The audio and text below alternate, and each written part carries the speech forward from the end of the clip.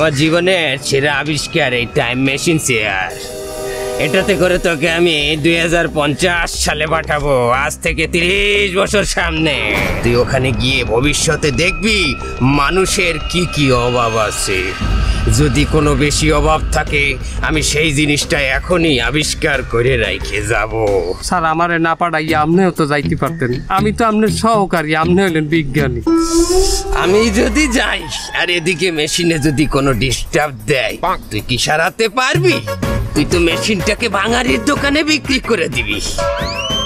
এটা কইলো ভুল কথা স্যার, আমি প্রথমে মেশিন বিক্রি করতাম না, আমি টিভি আর মোবাইল হারে এই যে কামরুল ওরে বলাই আনতাম। তো কামরুল যদি না হারতে পারতে হেকালে দেওয়ালে পিঠ থেকে গেলে হেকালে হয়তো আমি বিক্রি করতাম, কিন্তু আমি টাকাটা আপনার বাড়ি পৌঁছাই দিতাম স্যার। আমি জানতাম তুই পারবি না মেশিন সারাতে। আমারে তো হেতমায় শিখার নাই।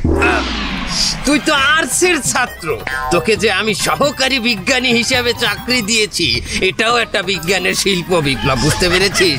কথা কম, দেখি দেখি তোকে এখনই পাঠিয়ে দেব। তোর যখন আবার 2021 সালে ফিরে আসতে মন চাইবে, এই যে মেশিন, এই মেশিনে একটা টিপ দিবি, আবার তুই এখানে চলে আসবি, বুঝছিস? এই হ্যাঁ, তৈরি হয় এবার, তৈরি হ, তৈরি।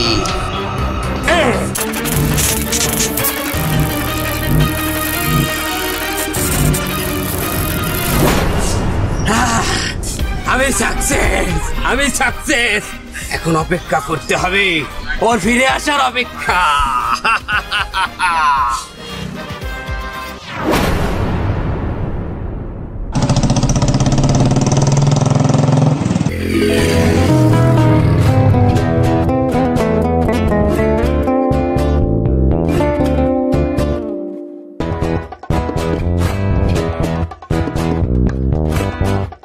না ভাই,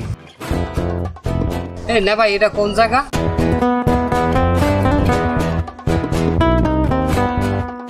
আপনি কোন গ্রহতে আইছেন? এই কথা কইলেন কেন? বলে এই জামানায় কি মানুষ জায়গার নাম জিজ্ঞাসা করে? গুগল ম্যাপে জিপিএস ট্র্যাক করে মানুষ জায়গার নাম দেখে। এটা খুলনা শিববাড়ি। এটা শিববাড়ি? আর সুবহানাল্লাহ, কাণ্ড কীর্তি দেখো।